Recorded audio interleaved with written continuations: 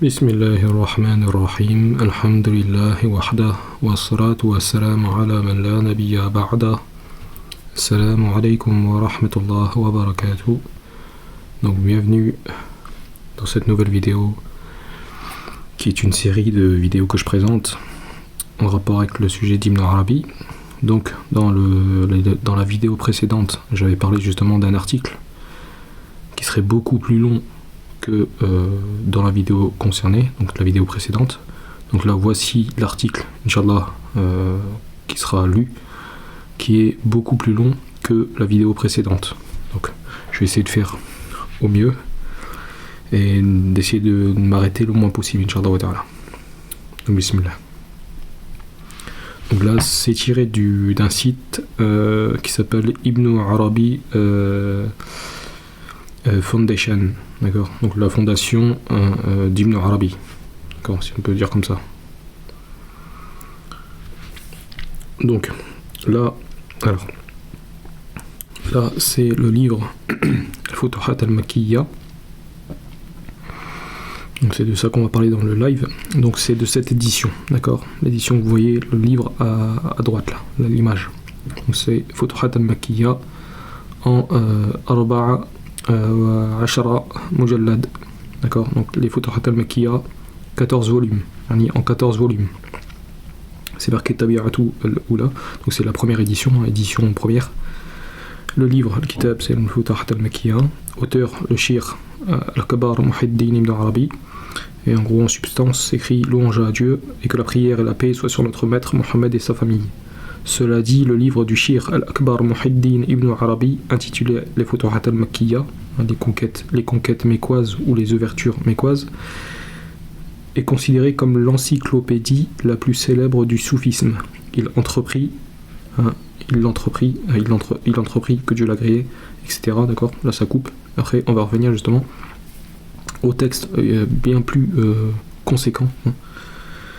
Et vous allez voir que c'est très très intéressant, Inch'Allah. Donc, nombre de pages, c'est marqué Adad as-Safahat, nombre de pages 9964, et dimension du livre 17 x 24 cm. D'accord. Donc, c'est l'édition, si je ne me trompe pas, l'une des plus récentes. Voilà, en 14 volumes. Attendez, parce que ça, voilà.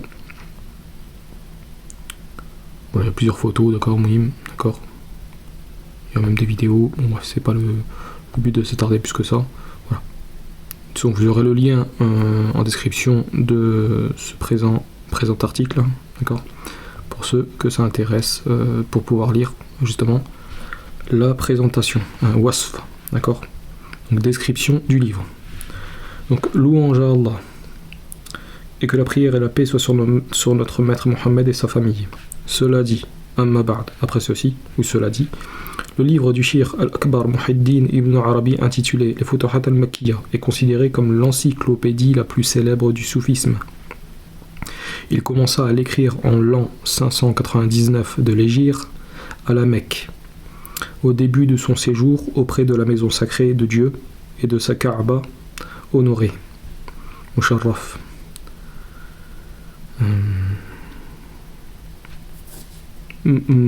Makatul Mukarrama, d'accord, Mukarrama, d'accord, le Kaaba honoré.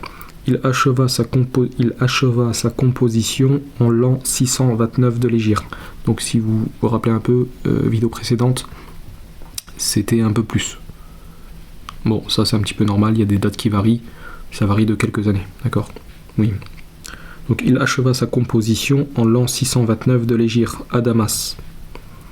Ainsi, ce qui est rapporté selon lequel il l'aurait laissé pendant une année entière sur le toit de la Kaaba sans que le livre ne subisse le moindre dommage et que cela soit considéré comme un élément conférant à ce livre une valeur supplémentaire, tout cela est sans fondement. Kullu hadha la aslu lahu. Dans tout ceci, cette histoire-là, il n'y a pas de fondement. En gros, c'est un mensonge.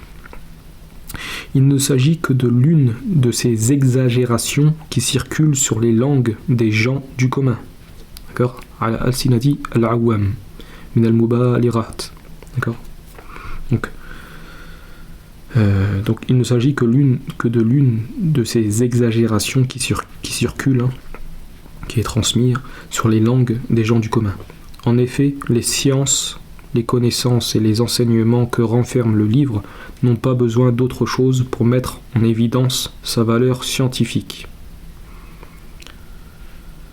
Il n'échappe pas aux personnes qui s'intéressent au soufisme en général et à Ibn Arabi ou l'Arabi en particulier, qu'il est bien connu qu'il aurait, que Dieu l'agréé, écrit une seconde copie de ses Futuhat al-Makkiyya dans le but de l'offrir à son beau-fils, le grand shir Sadr ad-Din al-Qunawi.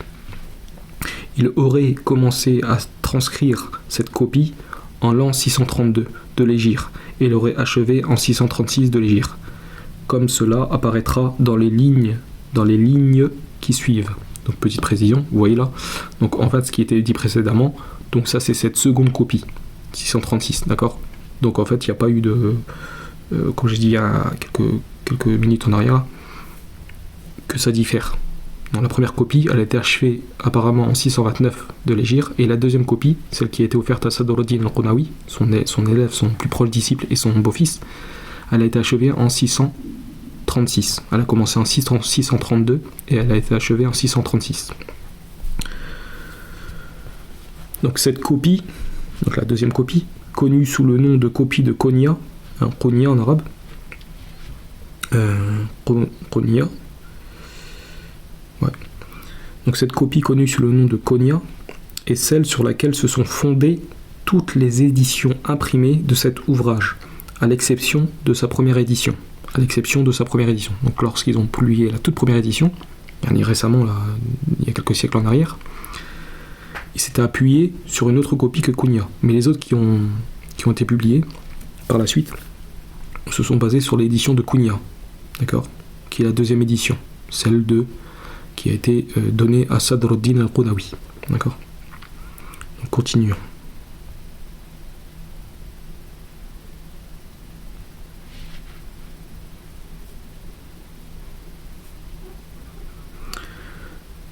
La première édition des Futuhat al-Makkiyya, connue sous le nom d'édition de Boulaq, parue en 1858, sur ordre du Khedive, donc du vice-roi Abbas Ier, gouverneur de l'Égypte, que Dieu Tout-Puissant rappela à lui avant l'achèvement de l'impression du livre.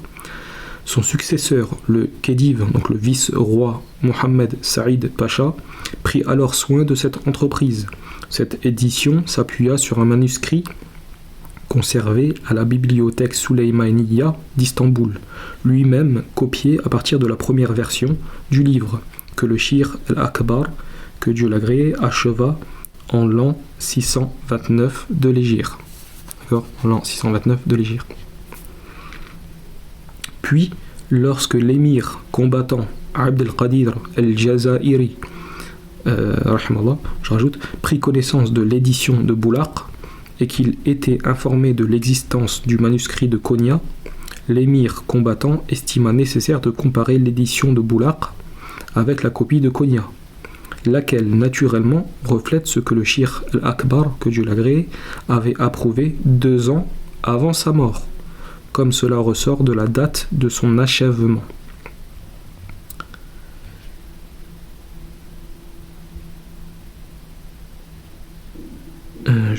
J'en étais où ? J'ai perdu le fil. Voilà, donc je répète, naturellement reflète ce que le Shir Akbar avait approuvé 2 ans avant sa mort, comme cela ressort de la date de son achèvement. Donc il parle de la seconde édition, celle offerte à Sadr ad-Din al-Qunawi. Il chargea, donc Abd al-Qadir al-Jazairi, il chargea donc de cette tâche 2 éminents savants, le Shir Mohammed ibn Mustafa al-Tantawi, égyptien, et le Shir al-Tayyib ibn Muhammad al-Mubarak, algérien, qui était Al-Jazair, qui était d'Algérie. Ils voyagèrent à ses frais et consignèrent les résultats de la comparaison en marge de l'exemplaire imprimé. Cela eut lieu en l'an 1287 de l'Hégire. D'accord ? En 1287 de l'Hégire. Une deuxième édition des Futuhat al-Makkiya parut ensuite en 1910, correspondant à l'an 1329. Donc entre 1287 et l'apparition de la deuxième édition en 1910, soit en 1329, il y a une quarantaine d'années, on va dire, d'accord ? Une bonne quarantaine d'années. Donc une deuxième édition des Futuhat al-Makkiya parut ensuite en 1910, correspondant à l'an 1329 de l'Hégire, aux frais de Al-Hajj Fida Mohammed Al-Kashmiri. Elle est connue sous le nom d'édition de Dar al-Kutub al-Arabiya al-Kubra, dont le propriétaire était Mustafa al-Babi al-Halabi, au Caire, l'a bien gardé. C'est une expression, pour dire l'a bien gardé, c'est une expression. Pour sa correction, on s'appuya, donc pour cette deuxième édition, pour sa correction de cette deuxième édition, on s'appuya sur l'exemplaire de l'émir Abd al-Qadir al-Jazairi, dont les erreurs avaient été réexaminées et corrigées par comparaison avec la copie de Konya. Cet ouvrage fut ensuite réimprimé à plusieurs reprises, toutes ces réimpressions s'étant fondées sur la deuxième édition mentionnée. Je répète, cet ouvrage fut ensuite réimprimé, donc la deuxième édition, celle qui a été corrigée, par Abd al-Qadir al-Jazairi, à laquelle il a mandaté ces deux savants. Donc cet ouvrage fut ensuite réimprimé à plusieurs reprises, toutes ces réimpressions s'étant fondées sur la deuxième édition mentionnée.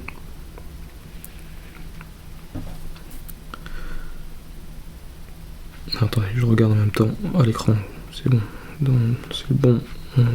Comme ça, quand justement je regarde, parce que vu que je lis traduction là en français et je suis en même temps un peu en arabe, j'essaie de faire attention que ça corresponde bien à ce que vous voyez à l'écran. Donc on est bon.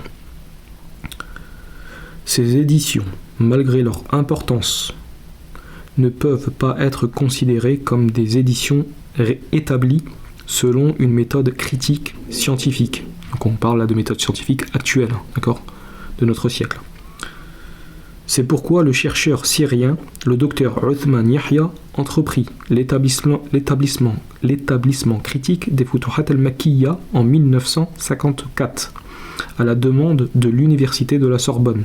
Et dans la vidéo précédente, dans l'article précédent de la vidéo précédente, il y avait marqué l'UNESCO aussi, d'accord ? Oui. Donc, à la demande de l'université de la Sorbonne. Toutefois, il n'acheva pas entièrement son travail. 14 volumes en furent publiés par l'autorité générale égyptienne du livre, sous la supervision du Conseil suprême de la culture d'Égypte, en coopération avec l'université de la Sorbonne et l'UNESCO. Donc là c'est mentionné l'UNESCO aussi. L'éditeur scientifique s'appuya sur la copie de Konya et la compara avec l'édition de la bibliothèque arabe, ainsi qu'avec la copie de la bibliothèque Sulaymaniya, donc à Istanbul, selon la transmission du juge, Qadi et juriste, al-Faqih, Ismail ibn Saoudakin, disciple du Shir al-Akbar, laquelle fait partie des copies transmises à partir de la première version. D'accord ? Laquelle fait partie des copies transmises à partir de la première version. Ainsi, l'édition de l'autorité générale égyptienne du livre s'arrêta au chapitre 161 intitulé « Sur la connaissance de la station de la proximité », alors que l'ouvrage comprend 560 chapitres répartis en 37 volumes, selon la copie de Konya, mentionnée précédemment. Petite parenthèse, si vous vous rappelez, dans la vidéo précédente, il est dit que les 580 chapitres ont été faits de manière vraiment précise. S'il y a eu 560 chapitres, c'est parce que, en gros, Ibn Arabi a composé ceci en rapport au premier jour, à la première année de l'Hégire, d'accord, au premier jour de l'Hégire ou l'année de l'Hégire, jusqu'à la naissance d'Ibn Arabi. Entre le premier jour de l'Hégire, d'accord, le premier jour de l'Hégire et la naissance d'Ibn Arabi, il y a eu 580 560 années. C'est pas voilà pourquoi il y a 560 chapitres, hein, d'accord, dans Kitab Futuhat al-Makkiyya.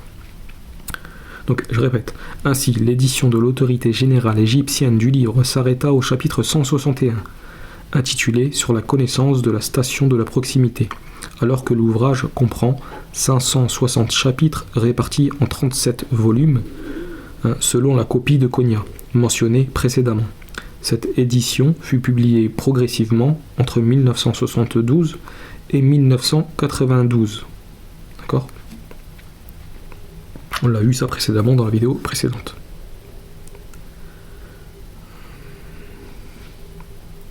Donc on va un petit peu avancer les textes en arabe. Vint ensuite l'édition du Yémen en 2010, établie par le docteur Abdelaziz Sultan Al-Mansoub, qu'il fit réimprimer au Caire par l'intermédiaire du Conseil suprême de la culture, donc en Égypte. Elle est sans doute la meilleure des éditions imprimées de cet éminent ouvrage. Cette édition fut publiée en 13 volumes et s'appuya principalement sur la copie de Konya, qui est célèbre pour être de la main du Cheikh Al-Akbar Muhyiddin ibn al-Arabi.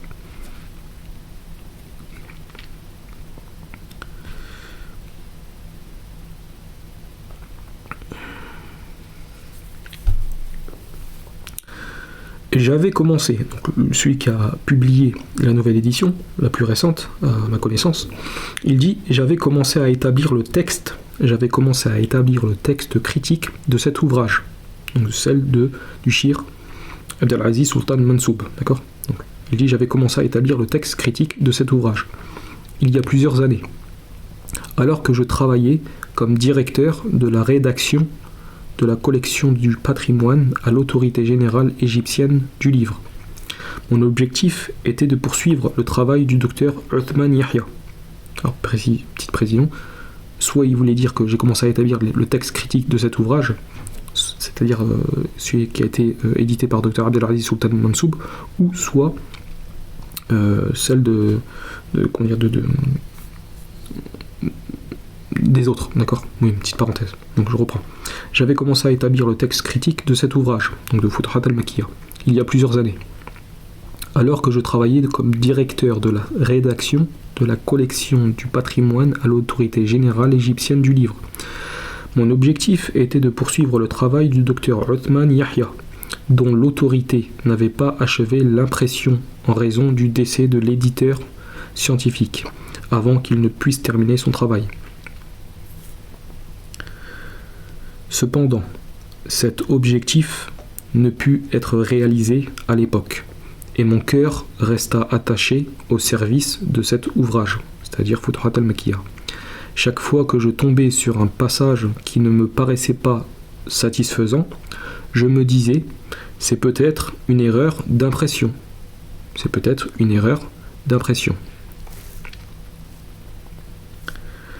Jusqu'à ce que j'obtienne une copie photographique du manuscrit de Konya.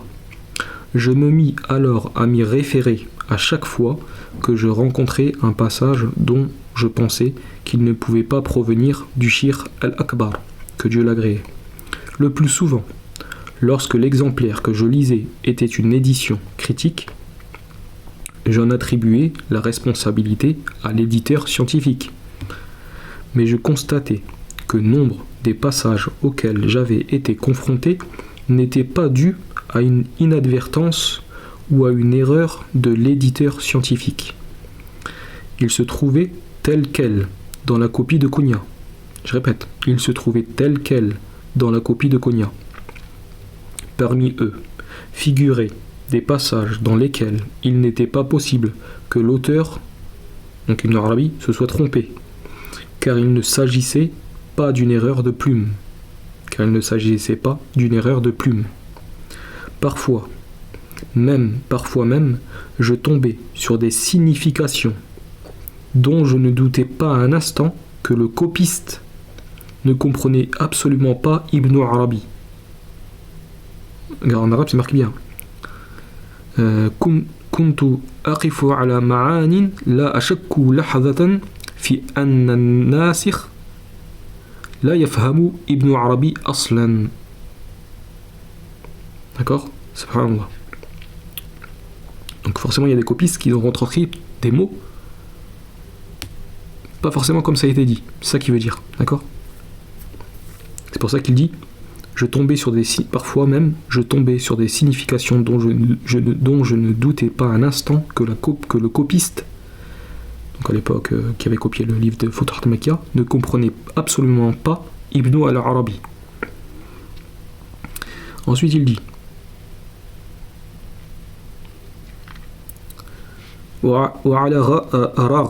d'accord. Malgré les efforts déployés par tous ceux qui se sont consacrés à cet ouvrage, leur conviction que la copie de Konya était de la main du Shir al-Akbar les a conduits à lui accorder la préférence, c'est-à-dire sur les autres copies. Peut-être aucun d'entre eux n'a-t-il pris soin d'expliquer au lecteur ce qui distingue la copie de Konya des autres, puisqu'elle constitue la dernière version de l'ouvrage. On trouve à la fin de cette copie ce qui suit. Citation. L'achèvement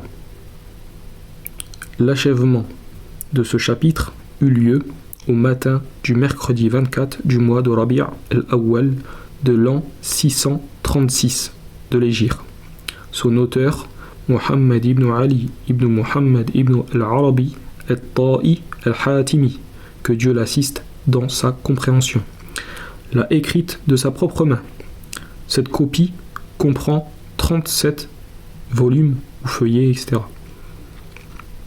Elle contient des ajouts par rapport à la première copie, que j'ai constituée en bien de main morte. En bien de main morte, c'est une expression, main morte, que j'ai constituée en bien de main morte en faveur de mon fils aîné Mohammed, dont la mère est Fatima, fille de Yunus ibn Yusuf, émir des deux saintes mosquées, donc la Mecque et Médine, que Dieu l'assiste dans sa compréhension, ainsi qu'en faveur de sa descendance et, par la suite, des musulmans, à l'est comme à l'ouest, sur terre comme sur mer. D'accord, sur terre comme sur mer. Fin de citation. C'est à partir de là que, en tant que lecteur attaché au Shir al-Akbar, j'ai souhaité examiner ce qu'il a appelé un ajout qu'il a consigné dans la copie de Konya et qui ne figurait pas dans la première version, tout en étant envahi par le doute quant au fait que la copie de Konya soit réellement de la main du Shir al-Akbar, en raison des erreurs que j'y ai relevées et dont je présenterai au cher lecteur certaines par la suite. Donc il va présenter certaines de ces erreurs. D'accord ? Ça ne veut pas dire il n'a pas présenté là, dans la présentation, tout. Mais il a présenté déjà pas mal. Vous allez voir, Inch'Allah. Entre la copie de Konya et les autres. Bref. Donc en raison des erreurs que j'y ai relevées et dont je présenterai au cher lecteur certaines par la suite. Cela m'a conduit à établir le texte de l'ouvrage en examinant des spécimens des deux versions. D'accord ? Cela m'a conduit à établir le texte de l'ouvrage en examinant des spécimens, en gros des deux versions. Les deux manuscrits, les plusieurs manuscrits, quoi. Sont celles de Konya et les autres. Alors...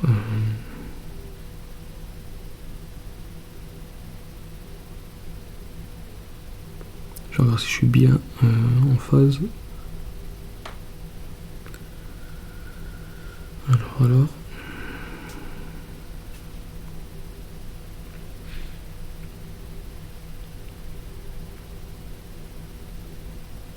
Oui, c'est bon. Donc on poursuit.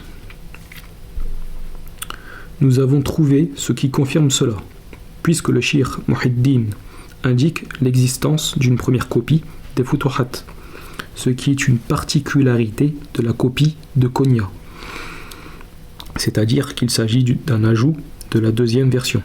Il dit ainsi dans un passage consacré au chapitre leur divergence concernant la détermination du moment où l'on nourrit et où l'on jeûne, du chapitre 72 consacré au pèlerinage et à ses secrets, alors qu'il traite des formes verbales, alors que ce chapitre-là traite des formes verbales.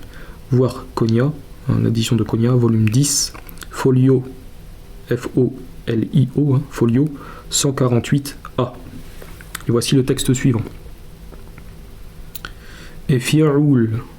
Alors je regarde si, je sais pas si je peux regarder vite fait.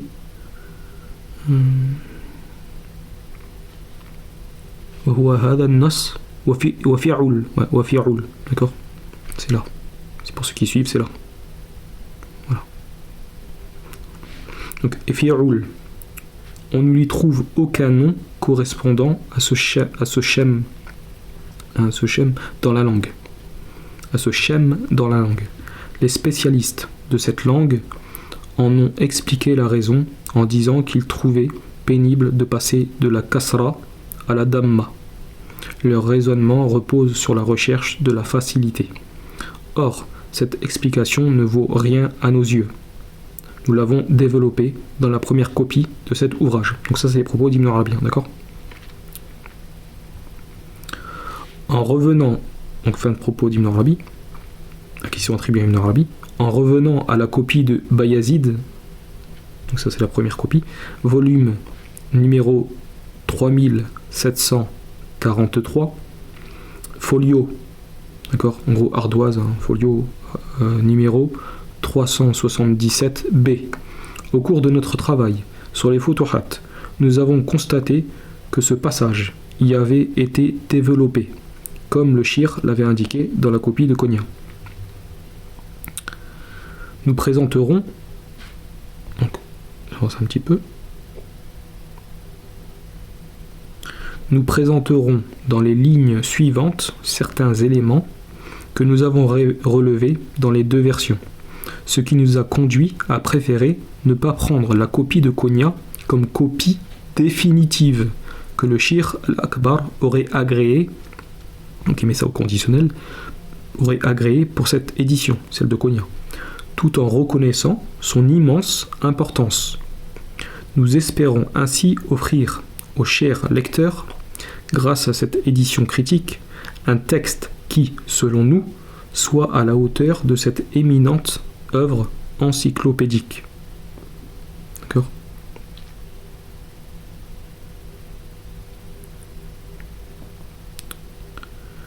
Nusakhu al-Ibrazit, comment ils disent,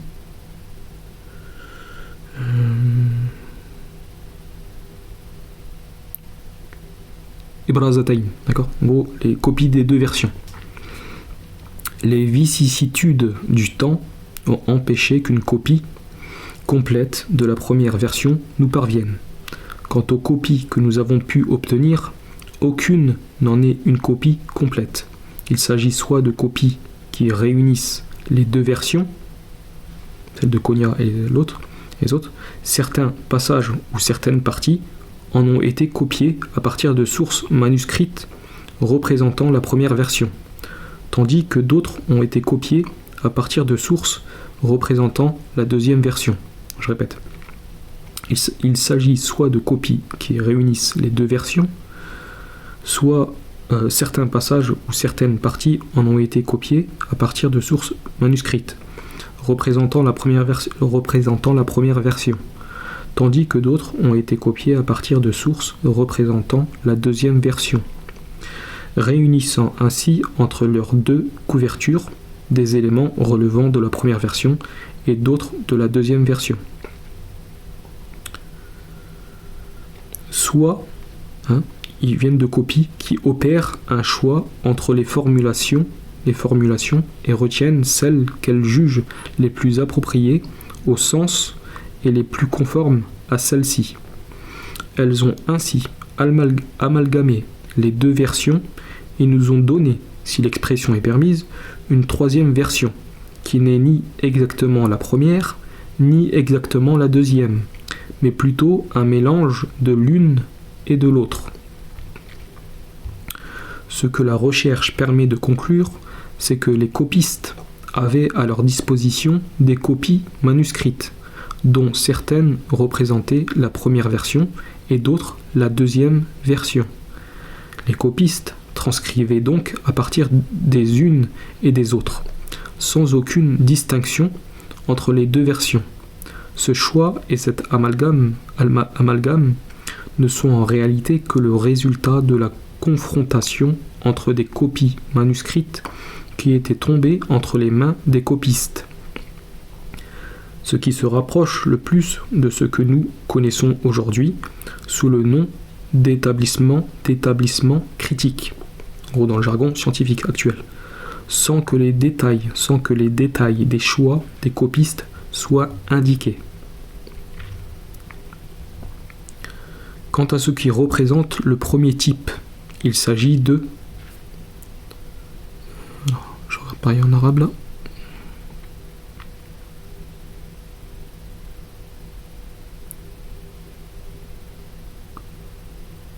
Non, je suis bon. Je m'assure pour être sûr, pour pas qu'il y ait d'erreur.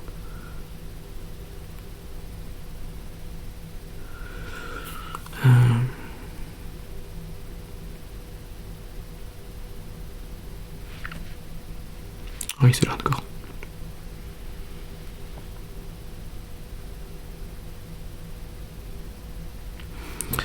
Donc, amma ma yumathil an-naw' al-ula fahuwa. Donc, quant à ce qui représente le premier type, il s'agit de la copie de la bibliothèque de Bayazid, numéro 3743, 3744, 3745, 3746.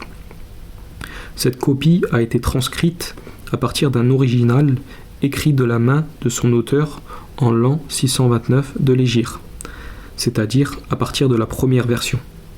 Je répète, la copie de la bibliothèque de Bayazid, numéro 3743, 3744, 3745, 3746, cette copie a été transcrite à partir d'un original écrit de la main de son auteur, donc Ibn Arabi, en l'an 629 de l'Hégire, c'est-à-dire à partir de la première version. La transcription, donc elle a été transcrite à partir de l'original, d'accord ? La transcription en fut achevée en l'an 683 de l'Hégire, soit 45 ans après la mort de l'auteur, donc soit 45 ans après la mort de Ibn Arabi. Il est donc très probable qu'elle ait été transcrite soit à partir de la première copie que l'auteur, donc Ibn Arabi, avait écrite de sa propre main et offerte à son fils Sa'd ad-Din, soit à partir d'une copie elle-même transcrite de la première copie, soit à partir d'une copie elle-même transcrite de la première copie, donc en gros une seconde main.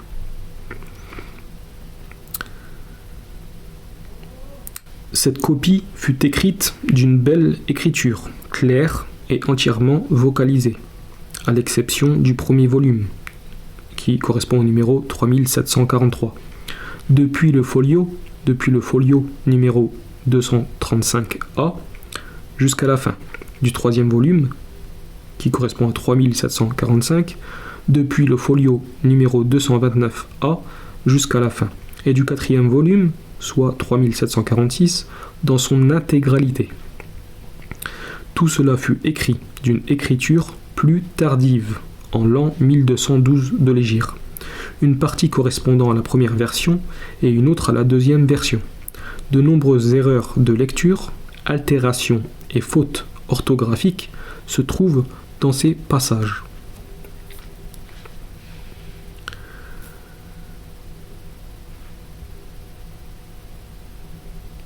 Alors, c'est bon. Le manuscrit de Bayazid numéro 3747, 3749 et 3748, je lis comme c'est écrit en arabe, d'accord ? La traduction c'est comme ça. Vous le voyez à l'écran. C'est là, d'accord ? À partir de là. Donc, le manuscrit de Bayazid numéro 3747, 3749 et 3748, Il est transcrit à partir du manuscrit de Bayazid mentionné précédemment, avec lequel il concorde dans ce qui représente la première version ainsi que dans les passages sélectionnés de la deuxième version. Cependant, il est de mauvaise qualité de transcription, car il comporte de nombreuses erreurs de lecture, altérations et fautes orthographiques. Nous l'avons donc écarté.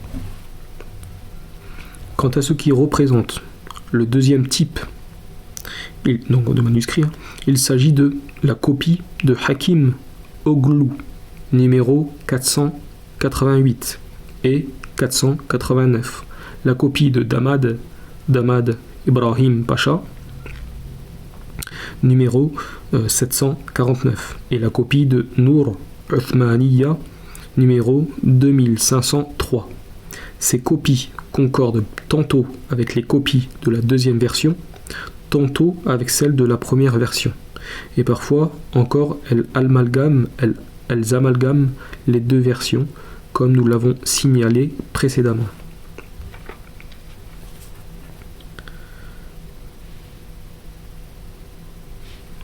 Parmi les copies les plus importantes de ce type figure le manuscrit de Nour Uthmaniya, numéro 2501. C'est une copie écrite par Mohammed ibn Sha'ban ibn Mohammed ibn Ibrahim ibn Barakat, connu sous le nom d'Ibn al-Kamil, disciple du célèbre savant Abd al-Ghani an-Nabulsi, que Dieu lui fasse miséricorde. An-Nabulsi est l'une des figures les plus éminentes de l'école akbarienne et l'un des plus célèbres défenseurs du shir Muhiddin. Ce copiste l'a écrite sous la supervision et sur les indications de son maître. C'est de lui qu'il reçut l'autorisation de transmettre les futuhat, après les avoir lus en sa présence, du début à la fin. Voir pour ceci le folio 565b.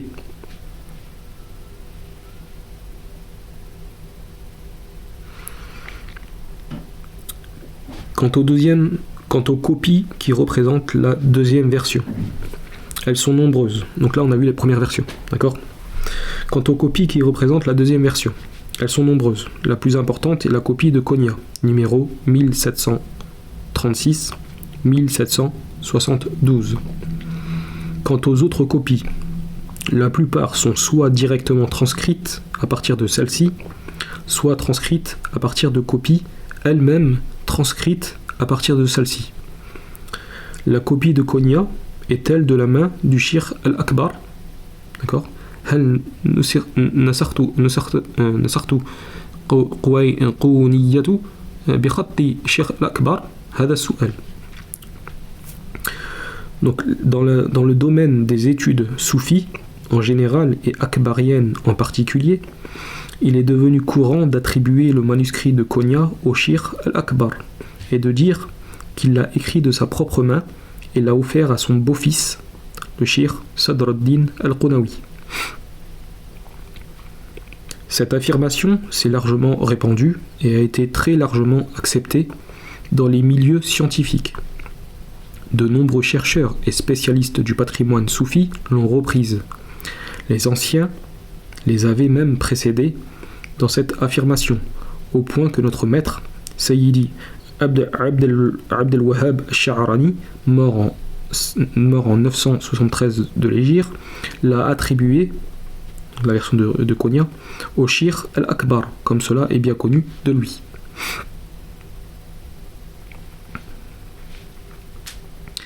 Et nous ne disposons, pour démontrer qu'elle est de la main du Shir al-Akbar, que des éléments auxquels ses partisans se sont accrochés.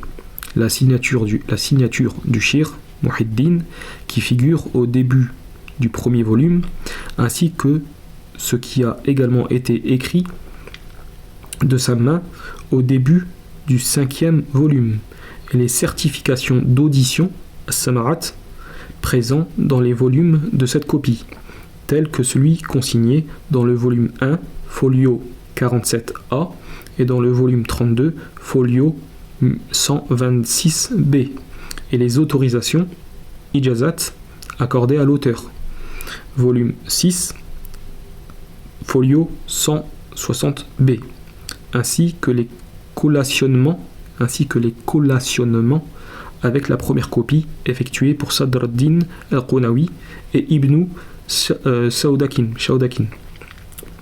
Volume 14, folio 157b. Ibn Shawdakin, voilà. Safra, donc voilà. Volume 14, page 157b.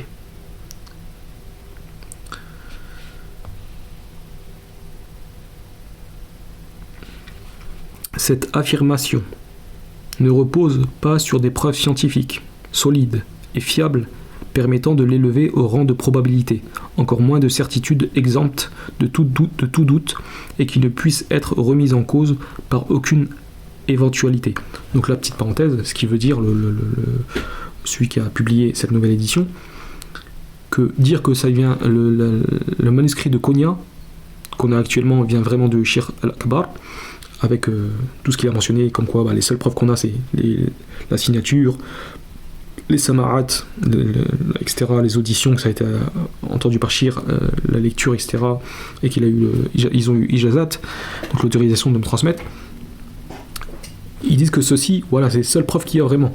Ils disent cette affirmation, que ceux qui pensent que ça vient vraiment, cette copie vient de Ibn Arabi, cette version de Konya qu'on a actuellement, cette affirmation ne repose pas sur des preuves scientifiques solides et fiables permettant de l'élever au rang de probabilité, encore moins de certitude exempte de tout doute et qui ne puisse être remise en cause par aucune éventualité. Donc là, si vous avez regardé la vidéo que j'ai traduit via l'IA de Shir Uthman al-Nabulsi, il répond en gros à ça. Parce qu'en fait, aujourd'hui, et après c'est juste que tu veuilles vraiment t'assurer que le livre est vraiment de tel auteur. C'est normal, d'accord, il n'y a pas de souci en ça. Mais ça c'est nouveau de faire comme ceci, vraiment de certifier de cette manière-là. D'accord ? Ce qui est en soi une bonne chose. Mais par le passé, les livres se sont transmis les uns aux autres. D'élève en élève, et voilà, ils ont mémorisé, etc. Donc, voilà, je vous invite à revoir la vidéo ou à voir la vidéo du Shir Uthman Nabulsi que j'ai postée ce matin, qui montre que le Fusous, par exemple, al-Hikam est bien de Ibn Arabi. Voilà, donc je lis et je fais des petits commentaires des fois quand il y a besoin. Comme là, actuellement. Donc, ensuite, l'auteur, il dit d'autant plus. Je reprends. Cette affirmation ne repose pas sur des preuves scientifiques solides et fiables permettant de l'élever au rang de probabilité, encore moins de certitude exempte de tout doute et qui ne puisse être remise en cause par aucune éventualité. D'autant plus que demeure la possibilité que la signature et les autres éléments sur lesquels ils se sont fondés, tels que les certificats d'audition et les autorisations, aient pu être copiés à partir de l'original écrit de la main du Shir. Ainsi, le copiste de Konya aurait pu reproduire cette signature de manière à ce qu'elle corresponde à celle du Shir, donc Ibn Arabi, figurant sur l'original. Il aurait procédé de la même manière pour les certificats d'audition, les autorisations, les collationnements et autres éléments. Dès lors qu'une possibilité subsiste, l'argumentation ne peut plus être retenue. Là, je ferai juste un commentaire. Quel savant, en dehors de ce qu'on a vu par exemple à Charlani dans la vidéo précédente, qu'il remettait certains, en gros, à son époque, certaines éditions qui étaient en circulation. Est-ce que ses élèves, ses propres disciples, et donc les élèves des élèves, ont remis ceci en question? Je rappelle que Sha'rani, il est venu plusieurs siècles après Ibn Arabi. D'accord? On pourra me rétorquer qu'il est possible qu'avec le temps, il y ait eu des falsifications. C'est possible, c'est une possibilité. Mais il faut le prouver. D'accord? Je ne suis pas en train de dire que ça n'existe pas, parce que justement, on va le voir, et on l'a vu un petit peu dans la vidéo précédente, il y a eu certains thèmes, certains poèmes qui ont été attribués à Ibn Arabi, alors qu'ils n'étaient pas dits de cette manière. Donc voilà, c'est juste que il faut rester prudent dans les deux approches. D'accord? Et c'est tout à fait louable ce qu'ils font comme travail, au contraire, c'est très très très louable. Ça t'invite justement à prendre plus de pincettes sur l'attribution des paroles, à faire attention, que ce soit concernant Ibn Arabi ou à quelqu'un d'autre. Donc j'en étais où ?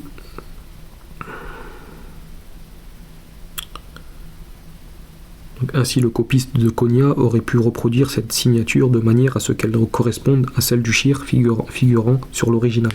Il aurait procédé de la même manière pour les certificats d'audition, les autorisations d'audition à Samarat et les auditions Ijazat, les collationnements et autres éléments. Dès lors qu'une possibilité subsiste, l'argumentation ne peut plus être retenue. La comparaison des copies a également permis de mettre en évidence de nombreuses erreurs présentes dans la copie de Konya, qui rendent difficile son attribution au Shir al-Akbar. Exemple d'erreurs scientifiques. Premièrement, volume numéro 1, folio 95A. Dans le deuxième chapitre, consacré à la connaissance des degrés des lettres et des voyelles dans le monde, citation, et 88 sphères célestes, dont le mouvement produit spécifiquement le froid et la sécheresse.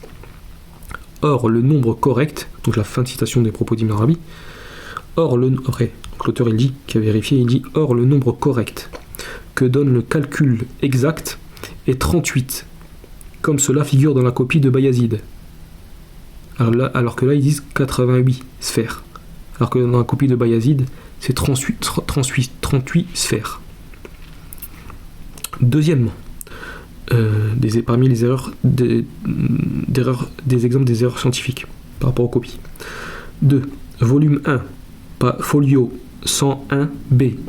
Dans le même chapitre, citation d'Ibn Arabi, et la sphère céleste dans laquelle provient l'eau fit apparaître la lettre Aïn et la lettre du bas avec un seul point.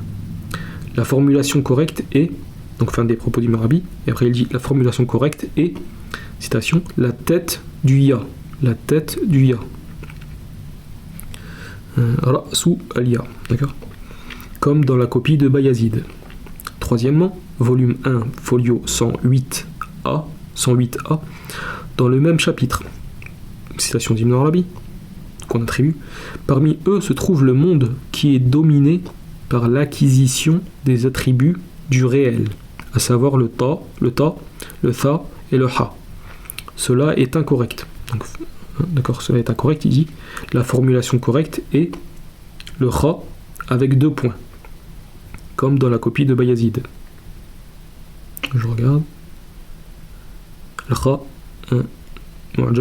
d'accord. Le ha avec les 2 points. Avec 2 points, comme dans la copie de Bayazid. Quatrièmement, volume 1, folio 123p. Dans le même chapitre, et parmi les éléments simples qui lui correspondent, le alif, la hamza, le lam et le ha. Je regarde, vu qu'il y a de la transcription phonétique là. Donc l'alif, la hamza, le lam ou le ha. Voilà. Et l'auteur il dit la formulation correcte est le fa. D'accord ? Et le fa. Comme dans la copie de Bayazid. Donc là, je pense qu'il veut dire qu'il y a un moment, il y a une des lettres qui ne correspond pas.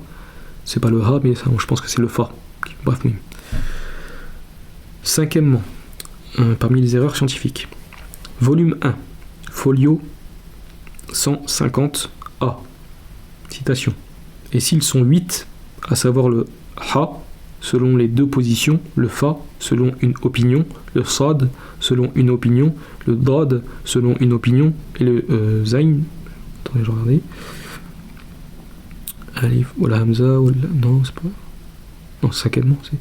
وإن كان ثمانية الذي هو حا بالجزمين والفاء في القول والصاد في القول والضاد في القول والضاء في القول. D'accord. Donc, cinquièmement, volume 1, folio 150A, et s'ils sont 8, à savoir le ha, selon les 2 positions, le fa selon une position, le sad selon une position, le dad selon une position, le dha selon une position. Et il dit, donc après l'auteur il dit, la formulation correcte est, à savoir le ha selon les deux positions, le fa, le dad selon une position et le dha selon une opinion, sans les termes le sad selon une opinion. Donc il n'y avait pas le terme dans l'autre manuscrit, il n'y a pas marqué le sad selon une opinion. Je rate vite fait une petite parenthèse, hein, pour ceux qui savent, hein, les copies c'est normal qu'il y a plusieurs des fois versions. C'est pas que sur le livre d'Ibn Arabi, hein. Des fois il y a plusieurs versions, etc. C'est des choses qui sont bien connues. Et justement ceux qui font des muhaqqiqoun, les vérificateurs, qui sont spécialisés dans ça, la vérification des manuscrits, etc., ils mettent en général en marge dans tel manuscrit c'est marqué comme ça, etc. D'accord? Oui. Donc je reprends. En effet, donc là, toujours dans la cinquièmement, donc en effet, les savants de l'Orient et ceux de l'Occident ne divergent pas au sujet du fa. Leur divergence porte uniquement sur le terme dad et le dha, et le sad n'a aucun rapport avec la question. Sixièmement, volume 7, folio 17a, dans le 69e chapitre consacré à la connaissance des secrets de la prière, citation d'Ibn Arabi, est celui qui entre alors que l'imam prononce le serment, le prêche quoi, il lui est permis de saluer. Ensuite, un peu plus loin, c'est dit la génuflexion, recours, au moment d'entrée serait donc génuflexion au moment d'entrée serait donc plus à même d'être permise, puisque l'ordre de prier a été rapporté pour celui qui entre avant qu'il ne s'assoie. L'auteur il dit la formulation correcte est au moment d'entrer dans la mosquée. D'accord? Septièmement. Donc là simplement quand il dit au moment d'entrer dans la mosquée, c'est à un passage, à un moment de ce passage, d'accord? Au moment d'entrer dans la mosquée, je pense que c'est comme ça que ça commence. Oui. Ah oui, non, c'est vers la fin. Est rapporté pour celui qui, au moment d'entrer dans la mosquée. Alors que dans une version, c'est marqué est rapporté pour celui qui entre avant qu'il ne s'assoie. Bon, c'est un détail, un petit détail, bref. Oui. Septièmement, volume 10, folio 41a. Dans le 72e chapitre, consacré à la connaissance des secrets du pèlerinage, citation d'Ibn Arabi, les musulmans sont unanimes sur le fait que les rapports sexuels sont absolument interdits à celui qui est en état de sacralisation, muhrim. Et c'est également mon avis, dit Ibn Arabi. Cependant, s'ils ont lieu, il faut, selon nous, examiner le moment où ils se produisent. S'ils ont lieu avant la station de Arafat, plus loin c'est dit après, alors le pèlerinage est vicié, fasid, et n'est pas invalide, batil. L'auteur a dit, la formulation correcte est après la station, comme dans la copie de Bayazid. Donc, s'ils ont lieu, donc là, dans la première version, c'est dit s'ils ont lieu avant la station de Arafat. Alors que dans la version de Bayazid, c'est marqué s'ils ont lieu après la station de Bayazid. Alors le pèlerinage est vicié, facide, et n'est pas invalide. Batil.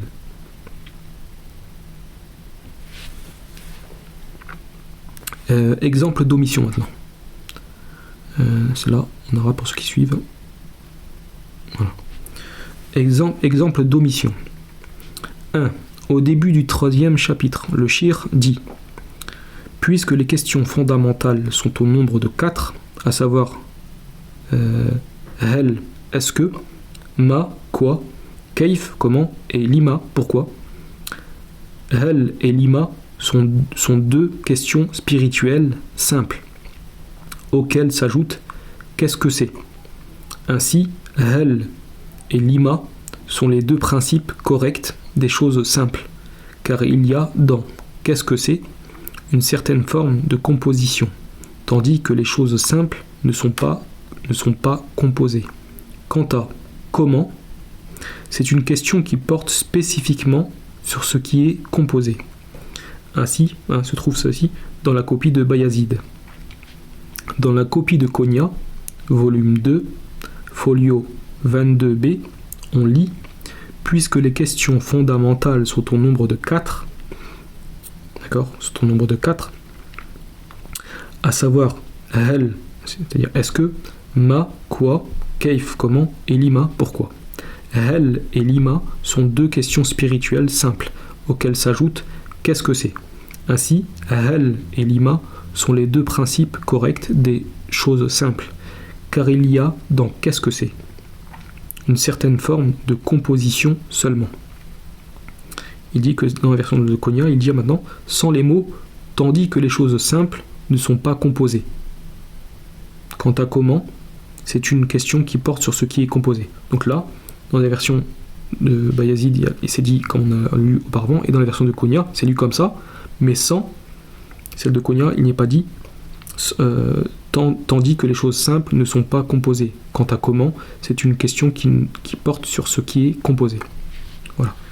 Et là, l'auteur, il dit, il s'agit d'une omission importante qui rend le sens incomplet.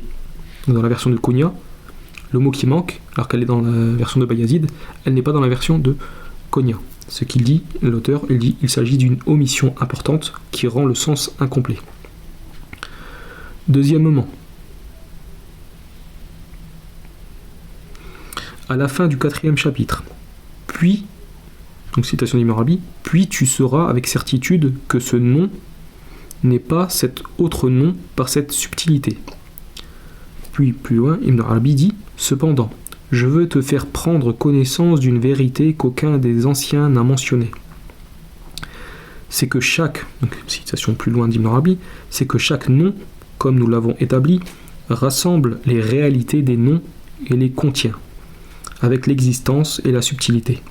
En effet, le nom qui accorde les bienfaits est le nom qui châtie. Donc, je répète, en effet, le nom qui accorde les bienfaits est le nom qui châtie, qui sont l'apparent et le caché. Chacun de ces deux noms contient ce que renferment leurs serviteurs du premier jusqu'au dernier. Cependant, les détenteurs des noms mentionnés précédemment contiennent toutes les réalités des noms. Quant aux autres noms, ils se répartissent en 3 degrés. Fin de citation. L'auteur il dit ainsi, cela est dans la copie de Bayazid. Quant à la copie de Konya, volume 2, folio 37b, elle donne en effet le nom qui accorde les bienfaits et le nom qui châtie, qui sont l'apparent et le caché. Chacun de ces deux noms contient ce que renferment leurs serviteurs, du premier jusqu'au dernier. Cependant, les détenteurs des noms et les autres noms se répartissent en 3 degrés. Fin de citation. Il y manque donc la phrase « Les détenteurs des noms mentionnés précédemment contiennent toutes les réalités des noms ». D'accord ? Ce qu'il dit l'auteur, il dit « C'est une omission qui modifie le sens ». D'accord ? On continue. Troisièmement.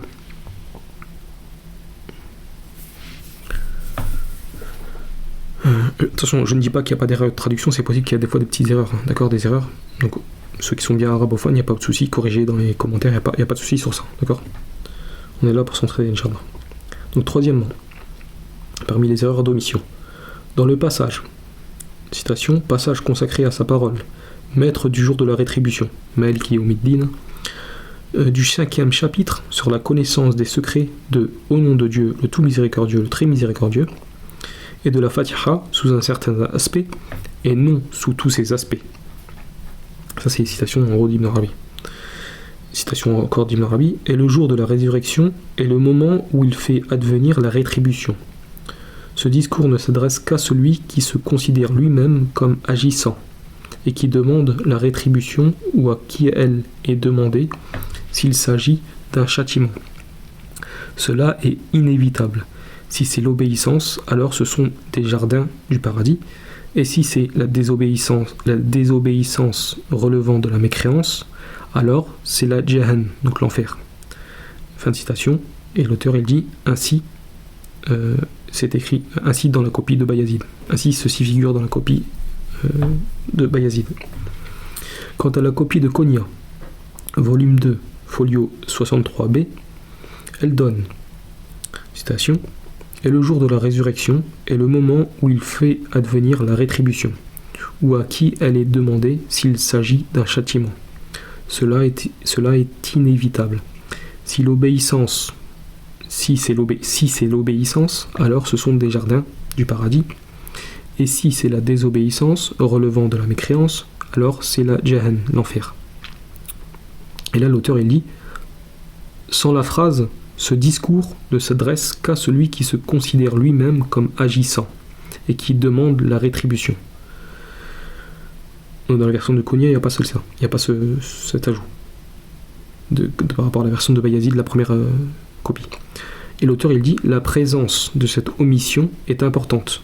Sans elle, les mots ou à qui elle est demandée, s'il s'agit d'un châtiment, cela est inévitable, il dit, n'ont pas de sens. Voilà. Quatrièmement, dans le 72e chapitre sur le pèlerinage et ses secrets, citation, « Il fut donc demandé à ce tueur de gibier de l'accomplir s'il ne s'acquittait pas de l'expiation par un équivalent ou par la nourriture. On lui dit alors, « Tu te trouves dans une situation où tu es soumis à une interdiction. Et c'est pour cela qu'il t'a été demandé de fournir un équivalent ou de la nourriture.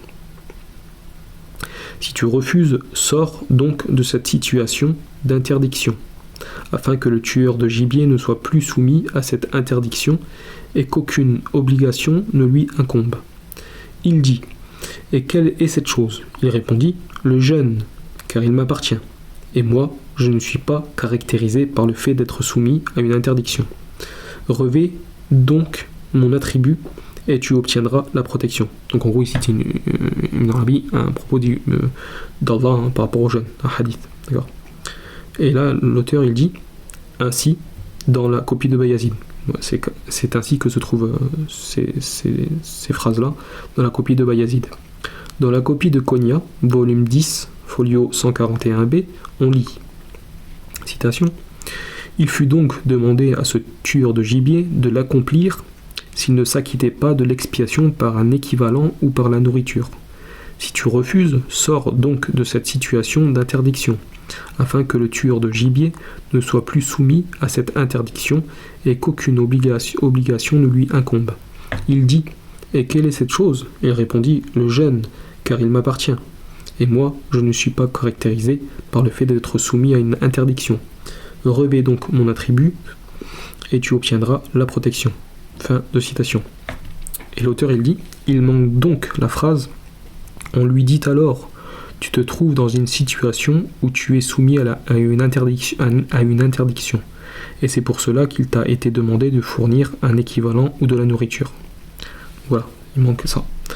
Ça c'est des exemples d'altération, plutôt d'omission. D'accord. Ensuite, on en est là, d'accord. Exemple d'altération et d'erreur de lecture. Exemple d'altération et d'erreur de lecture. 1. Dans volume 5, folio 10a, au 65e chapitre sur la connaissance du paradis, citation d'Ibn Arabi, « Je vous accorderai de mon royaume, je vous réjouirai par mon rire, et je vous fermerai de ma main. » Et je vous fermerai de ma main. Alors que la formulation correcte est « et je vous envelopperai », comme de la copie de Bayazid. Donc en arabe, on peut le dire vite fait. « Sawab wa uralifukum » kama fi Bayazid. D'accord. « Wa afakahakum bidahki wa aghlaqakum biyadi. Wa sawab wa aghlafakum wa aghlifakum kama fi Bayazid. » Donc là c'est pas je vous fermerai de ma main, mais c'est je vous envelopperai, comme dans la copie de Bayazid. Deuxièmement, parmi les altérations et des erreurs de lecture. Deuxièmement, dans volume 5, folio 24b, au 67e chapitre sur la connaissance de Il n'y a de divinité que Dieu, Mohammed est le messager de Dieu, citation d'Ibn Arabi, et ainsi sera la foi divine, au jour de la résurrection. Alors, l'auteur il dit, alors que la formulation correcte est la venue divine, pas la foi divine, c'est la venue divine, comme dans la copie de Bayazid. Troisièmement, dans celle-ci, celle de Bayazid, volume 7, folio...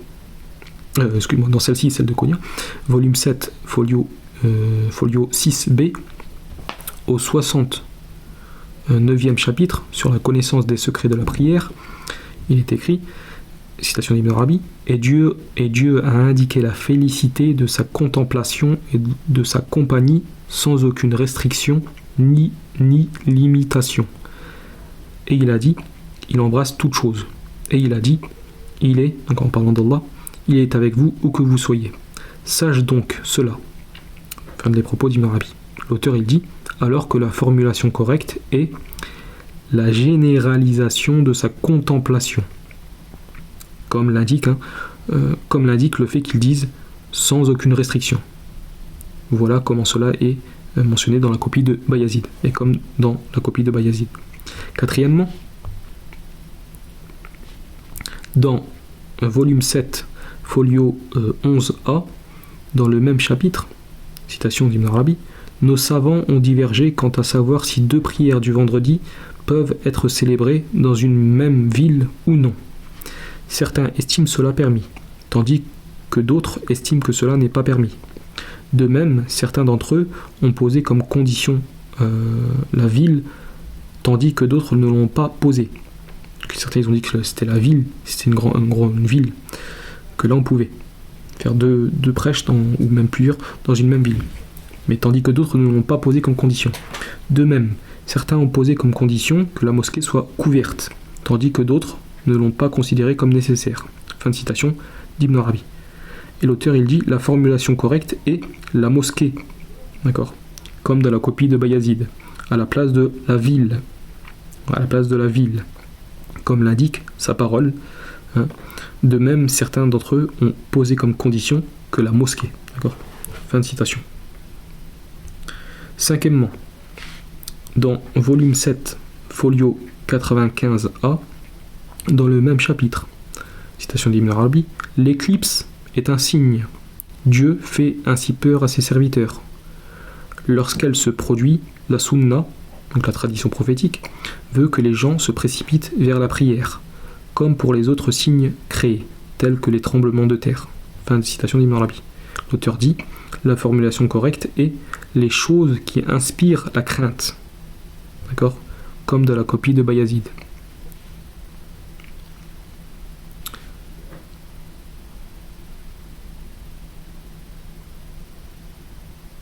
Je regarde en arabe vite fait, d'accord.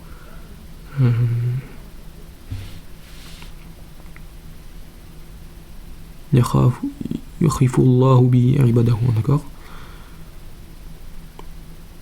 Makhoufat, al-makhoufat, d'accord. Donc pour ce qui est ça, l'arabe, voilà, il y a les mots qui commencent à diverger, d'accord. Donc sixièmement, dans volume 10, folio 39b, au 72e chapitre sur le pèlerinage et ses secrets, dans le passage consacré au mois de Safar, as-sifr, donc le mot as-sifr, qui signifie le vide, qu'on peut traduire aussi par zéro, mais là c'est dans le sens le vide, c'est de là que le mois de Safar a tiré son nom lors de la première attribution de ce nom, en raison du vide de la terre en ce mois, dépourvu de végétation. C'est pourquoi il est possible, malgré son éloignement, en raison de l'existence du printemps. Fin de citation d'Ibn Arabi. L'auteur dit, la formulation correcte est « c'est pourquoi le mois de Rabi' est venu après lui ». Fin de citation d'Ibn Arabi, comme cela est mentionné dans la copie de Bayazid. Septièmement, dans volume 10, folio 109 B. Dans le même chapitre, citation d'Ibn Arabi, voilà donc le secret de l'imam dans la prière et du raccourcissement de la prière, en raison de ce que le lieu de Arafat lui confère comme connaissance de Dieu dans la prière en ce lieu. Fin de citation d'Ibn Arabi. Et l'auteur il dit, alors que la formulation correcte est l'accomplissement complet, comme dans la copie de Bayazid. Donc, j'essaie de vous retranscrire vite fait, c'est quel passage qui pose problème là. L'accomplissement complet. L'accomplissement de la prière en raison de ce que lieu Arafat. Alors que la formulation correcte est l'accomplissement complet. D'accord. Donc c'est voilà donc le secret de l'imam dans la prière et de l'accomplissement complet et pas du raccourcissement. Si je ne me trompe pas. Huitièmement, dans volume 10, folio 147b, dans le même chapitre, citation d'Ibn Arabi, de même, c'est aussi la limite ultime du poids du verbe. De même, c'est aussi la limite ultime du poids du verbe, qui est composé de 180 degrés.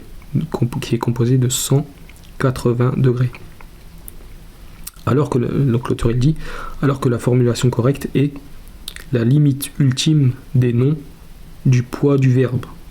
Donc la limite ultime des noms du poids du verbe, comme dans la copie de Bayazid. Maintenant, entre Bayna Isdaratayn, donc entre les deux copies. Celui qui examine la copie de Bayazid, qui représente la première version des Futuhat, et la copie de Konya, qui représente la dernière version, constate clairement qu'il existe une différence manifeste entre les deux copies dans la formulation du texte, ainsi que sur certains autres points que nous mentionnerons ici, avec quelques exemples.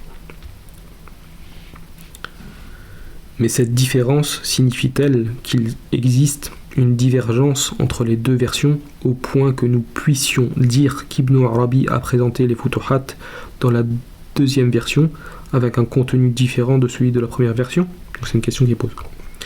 Il dit, d'après nos examens des deux copies, celle de Bayazid et de Konya, d'après nos examens des deux copies, nous pouvons dire que la différence entre elles réside dans l'ensemble, dans la manière dont un même sens est exprimé à certains endroits. Il ne s'agit pas d'une différence de contenu, ni d'une modification des idées ou des opinions.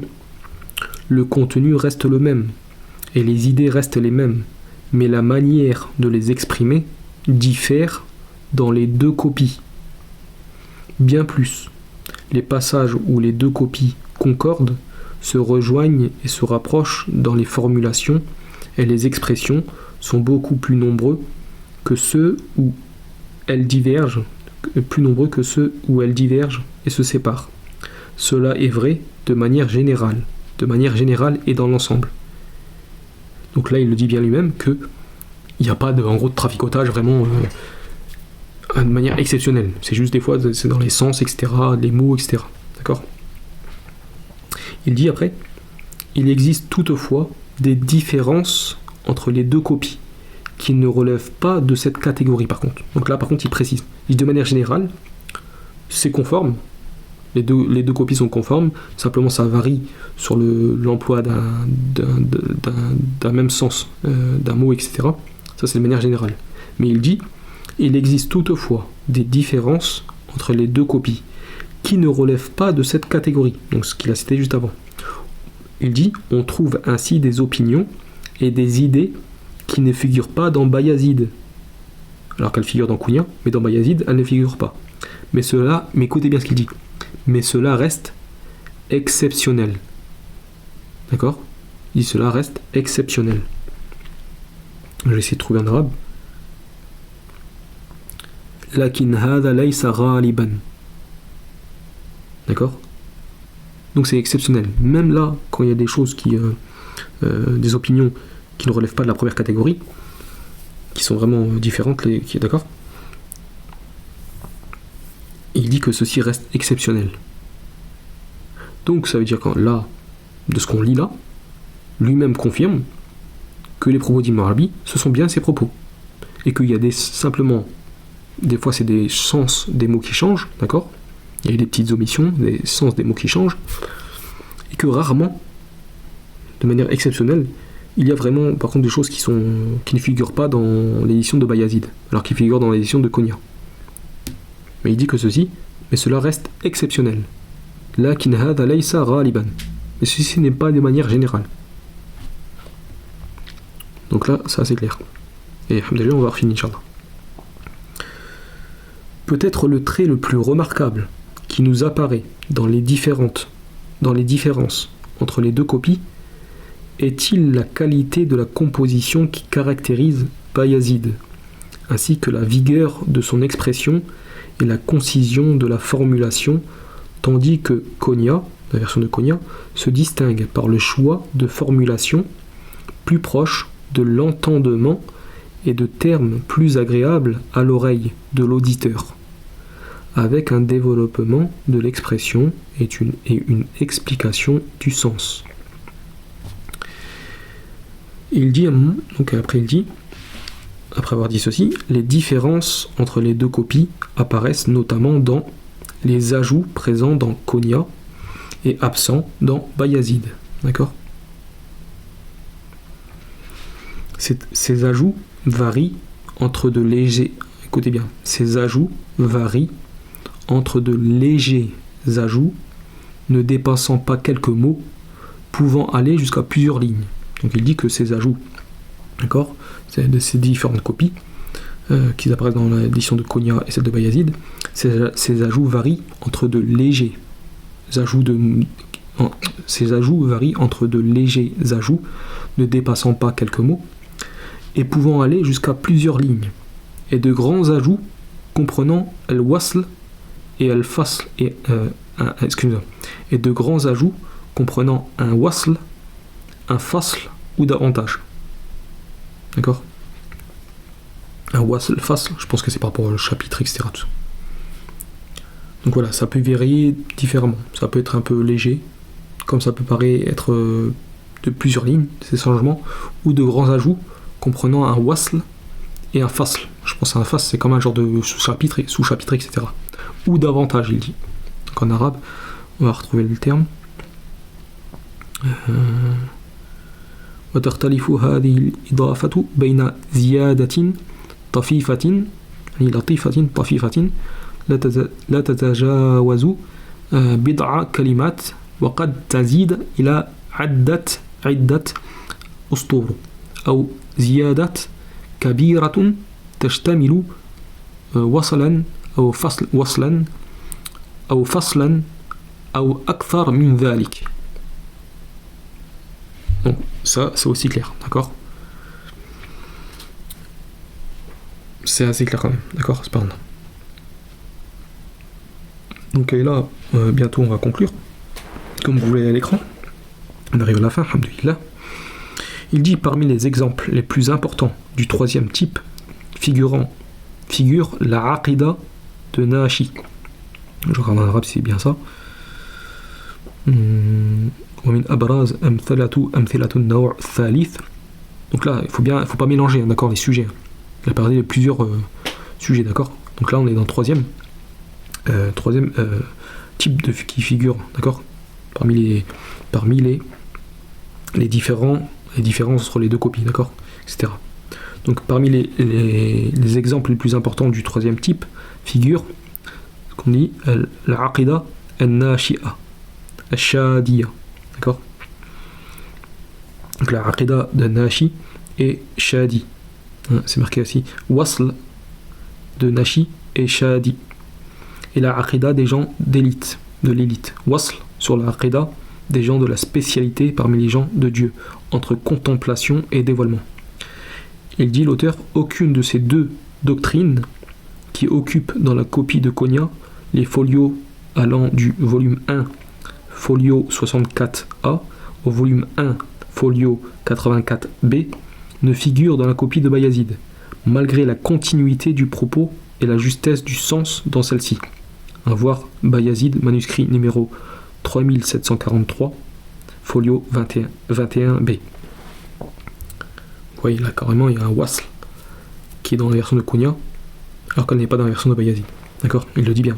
Ne figure dans la copie de Bayazid, ne figure pas dans la copie de Bayazid, malgré la continuité du propos et de la justesse du sens dans celle-ci. Voir Bayazid, manuscrit numéro 3743, volume 21b. Parmi les exemples les plus importants des deux premiers types figurent ceux que l'on trouve dans le chapitre juridique, tel que le 68e chapitre sur les secrets de la purification, le 69e chapitre sur le secret de la prière, le 70e chapitre sur les secrets de l'aumône légale, le 71e chapitre sur le secret du jeûne et le 72e chapitre sur les secrets du pèlerinage. Il en va de même des passages exposant les choix juridiques du Shir al-Akbar avec la justification de ces choix. Les formulations explicatives et complémentaires. Ibaratu sharh wa tatammim. Les formulations explicatives et complémentaires. Parmi les différences qui caractérisent également la copie de Konya par rapport à Bayazid figurent les formulations et phrases explicatives incidentes, ainsi que les paragraphes par lesquels le shir a voulu compléter une idée dont la formulation et le sens apparaissent incomplets dans Bayazid. Je répète. Parmi les différences qui caractérisent donc les formulations explicatives et complémentaires par rapport aux deux éditions de manuscrits, celle de Konya et Bayazid. Parmi les différences qui caractérisent également la copie de Konya par rapport à Bayazid figurent les formulations et phrases explicatives incidentes, ainsi que les paragraphes par lesquels le shir a voulu compléter une idée dont la formulation et le sens apparaissent incomplets dans Bayazid. Il en va de même du développement de ce qui a été exposé de manière concise ou de l'éclaircissement de ce qui était problématique. Voilà. Alhamdulillah, grâce à Allah, on a pu terminer ceci. Donc voilà, ça c'est la nouvelle édition qui est parue il y a quelques années en arrière, je pense. Je ne sais pas exactement quand. Donc voilà, ça c'était un bon petit résumé, même un très très long résumé de la présentation de ce livre-là. D'accord ? Donc normalement, je pense que c'est assez clair. Voilà, je ne vais pas en rajouter plus pour pas être trop long, mais je pense que c'est assez clair. Voilà, il faut être honnête. Il y a forcément des petits ajouts, etc., des petits manquements dans telle copie, etc. Mais ça, c'est dans tous les livres en général. D'accord ? C'est pas une chose qui est inconnue, hein, qui est anodine. Mais il nous dit que certaines choses, ça, c'est de manière. C'est pas raliban. C'est de manière exceptionnelle. D'accord ? Par contre, il dit dans un autre passage, concernant un autre sujet par rapport aux omissions, etc., que des fois ça peut être des petites phrases, des petits mots, etc., ou des plus grandes phrases, carrément des fois des wasl et des fasl qui diffèrent entre les deux copies. Donc le mieux, c'est d'avoir avoir cette édition-là, hein, d'accord ? C'est la plus récente. Peut-être que c'est la meilleure édition. Wallahu ta'ala alim. En tout cas, je parle pour ceux qui veulent vraiment absolument s'accaparer ce livre-là, d'accord ? Ce n'est pas une chose que je recommande, hein, d'accord ? J'ai déjà dit plusieurs fois. Nous sommes des gens lambda. Il y a d'autres choses à faire avant d'aller plonger dans ces livres-là. Surtout qu'il peut y avoir... voilà. Ça peut être très dangereux. Bref. En tout cas, sur ceci, portez-vous bien. On se dit, Inch'Allah ta'ala, à plus tard. Il me reste au minimum une vidéo. En tout cas, je suis pratiquement sûr qu'il y aura encore une vidéo par rapport à que je ferai avec directement ma voix. Il y aura une autre vidéo à mon avis. Ça sera pour répondre, Inch'Allah, j'espère que je pourrai le faire, mais de manière à l'écrit, à des propos de Sha'arani, qui est pour réfuter certains propos, mais juste certains propos. Je pourrais en faire beaucoup plus, mais il y a certains propos qu'il dit dans son livre Al-Yawaqit wal-Jawahir fi bayan aqaid al-akabir qui ne sont pas exacts. J'en ai déjà parlé dans une des vidéos ce matin. Voilà, j'ai fait allusion et je pense que voilà, rien Inch'Allah. Mais je vais faire ça par écrit. Voilà, mentionner les passages, etc. et comment, les réfutations, etc. Ça sera en temps voulu, Inch'Allah. Donc voilà, j'espère que tout ça sera utile et qu'Allah nous conduise vers ce qu'il y a de plus droit. Wallahu ta'ala alam. وسبحانك اللهم وبحمدك أشهد أن لا إله إلا أنت أستغفرك وأتوب إليك والسلام عليكم ورحمة الله وبركاته إلى اللقاء آخر إن شاء الله تعالى.